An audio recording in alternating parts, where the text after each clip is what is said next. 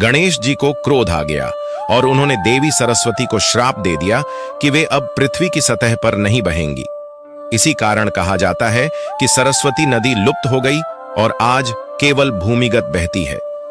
लोक परंपराओं में मान्यता है कि जब महर्षि वेदव्यास महाभारत की रचना कर रहे थे और भगवान गणेश स्वयं उनके लिपिकार बने थे, वेदव्यास जी श्लोक बोलते जा रहे थे और गणेश जी उन्हें तुरंत लिखते जा रहे थे। उसी समय पास में सरस्वती नदी पूरी तेजी से बह रही थी।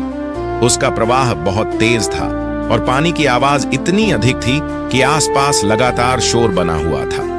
जब वेदव्यास जी महाभारत के गढ़ श्लोकों का उच्चारण कर रहे थे, तब नदी के तेज बहाव और शोर के कारण गणेश जी और वेदव्यास दोनों को शब्द ठीक से सुनाई नहीं दे रहे थे। इससे लेखन में बाधा उत्पन्न होने लगी।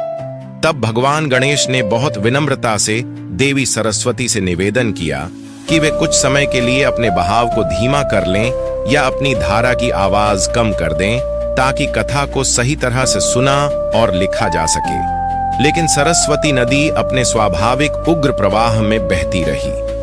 उन्होंने गणेश जी के निवेदन पर ध्यान नहीं दिया और ना ही अपने वेग को कम किया। बार बार बाधा आने से गणेश जी को क्रोध आ गया।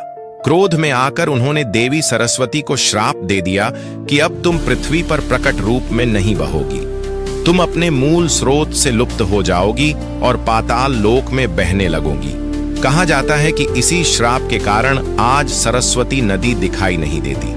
मान्यता है कि वह आज भी कहीं कहीं धरती के नीचे बह रही है, लेकिन सतह पर उसका प्रवाह दिखाई नहीं देता।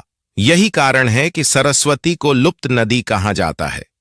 जय मां विद्या दात्री।